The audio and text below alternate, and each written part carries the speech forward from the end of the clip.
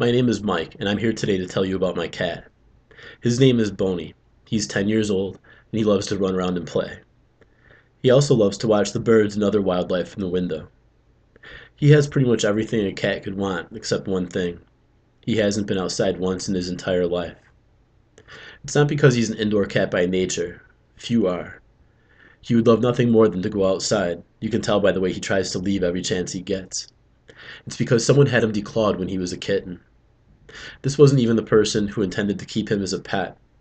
It was done by the person who had him in foster care while he was waiting for a permanent home. It was likely done to prevent him from scratching their furniture, or perhaps even scratching the people who were taking care of him. Regardless of their reasoning, this decision sealed his fate as an indoor cat for the rest of his life. Cats who have been declawed can't leave the house because they have no way of defending themselves in the event of an attack. They don't even have the ability to climb a tree to escape another animal who might harm them. And since many cats naturally want to go outside, it can be difficult to ensure that they stay indoors at all times and stay out of harm's way. This means that cat owners have to stay extremely vigilant to ensure that their pets don't escape lest they end up hurt or even killed.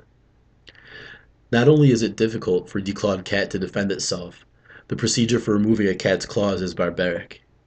According to PETA.org, declawing a cat is the equivalent of cutting a person's fingers off at the first knuckle.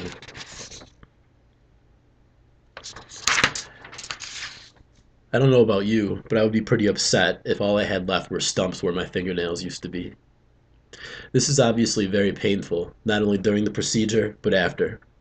Some cats experience nail regrowth, which usually happens under the skin, and can cause additional pain which can't be seen. It's even been suggested that cats need to relearn how to walk after the procedure. Whether or not you're a cat person, these things can't be anything that you would wish upon another living creature.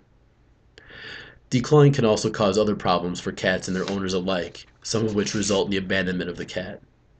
Some cats become more aggressive after the procedure. The pain caused by the procedure can affect their moods, making them sullen and withdrawn.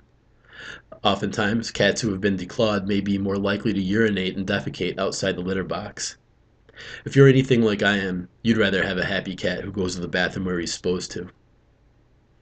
According to declawing.com, many countries, including Australia, New Zealand, Israel, and most of Western Europe, have either outlawed declawing altogether or declared it extremely inhumane and only to be performed under extreme circumstances. These include cases involving tumors forming on or around the claws, or elderly or infirm cat owners who risk infection or disease if scratched by their cat. It's high time that the United States caught up with the rest of the world to stop this cruel practice. There are other options for cat owners who want to keep their pet's claws intact but don't want to get hurt or sacrifice their furniture. The first is to understand what you're getting yourself into before even making the decision to get a cat. If you just can't accept the risk of getting scratched now and then, or your furniture is just too precious to risk damage by claws, get a fish instead. If you do decide to get a cat, keep his nails trimmed at all times. Buy scratching posts for them to use instead of your expensive sofa.